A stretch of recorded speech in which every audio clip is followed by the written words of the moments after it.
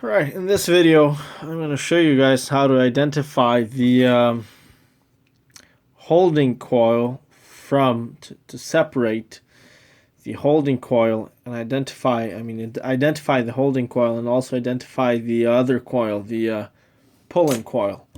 Once again, one is designed to be, one is weaker, smaller and weaker, and is designed just to hold the this piston here, which is also called a plunger by the manual, and the other one is actually designed to actually pull it in, which requires a lot more force.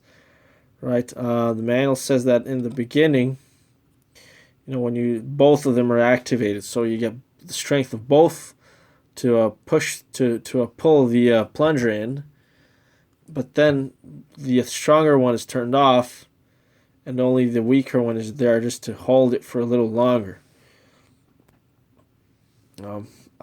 It's a little bit better this way, but I doubt that it's necessary to just have one coil that turns on and off. So remember, when the thing is, when the flywheel starts turning, the engine starts, it pushes this back in. But remember, this was on, so it actually pushes this back in. Right? It pulls it out. Right? It's the opposite. The engine pushes the pinion in. The starter end in, which pushes this out. But it's being attracted by this. So the engine is basically the engine versus the starter for a few, milliseconds, whatever. But so what happens is when the engine starts, it pushes this out and disconnects this, which causes the thicker coil to turn off. Right? So that's the idea here. But right now I have the charger on, and I've hooked up one of the leads to the housing, to this whatever piece of steel here you want, right? And basically the idea is, well, one of them is weaker, so one of them will pull, will pull this, slightly weaker, slightly more weak than the other one, whereas the other one will have a stronger pull, right? So I set it aside there, about that much sticking out, and both of the coils are connected here, but the thinner one is connected to the ground. So when I connect the other lead, whichever one it is, it doesn't have to be the positive, whichever one. When I connect it here, it's only going to turn on the coil with the smaller wire. Now, just because it's smaller wire doesn't mean it's weaker, right? If you have more turns of wire, it's actually stronger than a few turns of thick wire. So it doesn't necessarily mean the thinner one is weaker. Once again, the weaker one is the holding coil, not the pull-in. One does the pulling, the other one does the holding. Right now, it won't turn the other one on because remember, the other one is isolated. It's not connected to the ground here. So let's see. Hear that? It's pretty weak. It's sort of pulling it in. You see that? Really slowly. There, pull it in. Let's do that again. See? Well, let's try the other one. I'll set it aside here. The other one is here. Let's see what happens.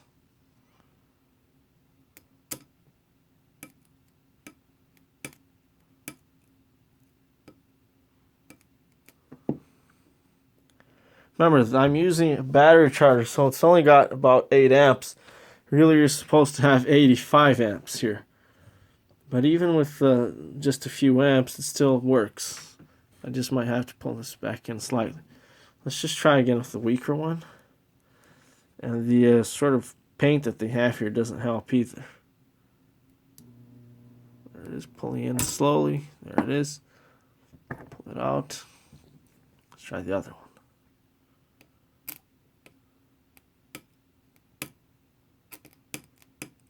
Apparently it's not working now. Let's change the... Make sure we have a good ground here. that feels better. Let's see. Yeah. Sorry guys, you had a bad connection there. Just move it around so it scratches a little bit, and let's try that again. My bad.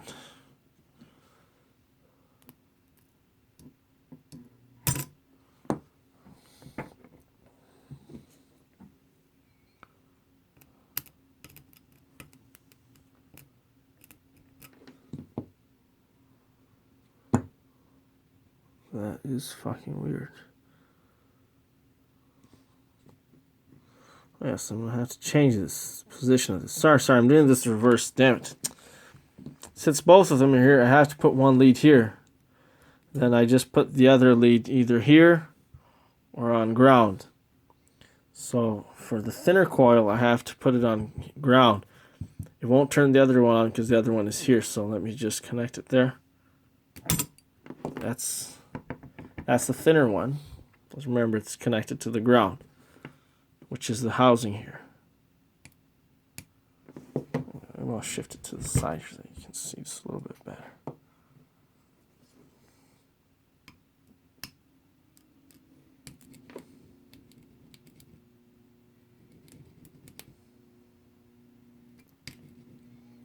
It's coming in, but very slowly. See that?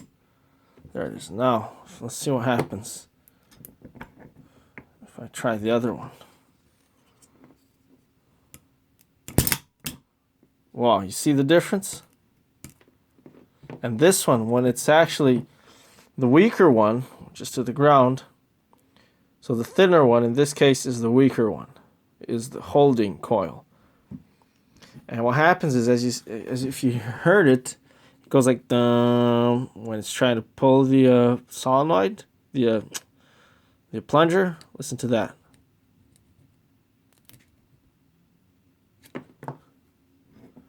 Let it slightly in. Hear that? No. Now the other one, the stronger one, it actually causes this on the charger. So watch that. Watch this. It's obviously a lot stronger.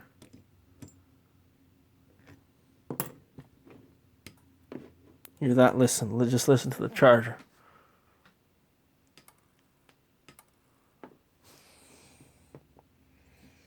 Do that on the weaker one, nothing happens, look. It does read the maximum amps that it can handle. See that? Yeah, I don't really have good connection here. There it is. I put it on the copper surface. So here we still have a lot of rust here.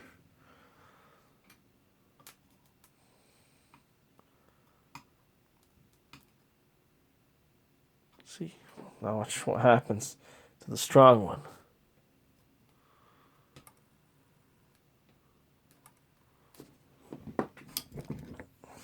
Once again.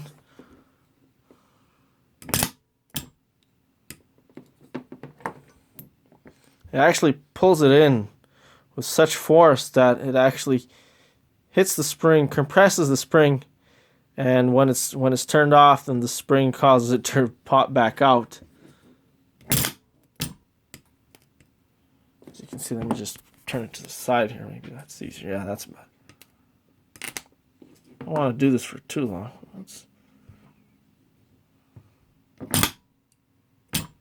See that? That's the strong one. Once again, let's compare it. That's the weak one. You can really tell the difference. That sort of pulls it in slowly. The other one, strong one. Right, so yeah, that's how you test it. And the next part, we're going to start to look at the wiring here. And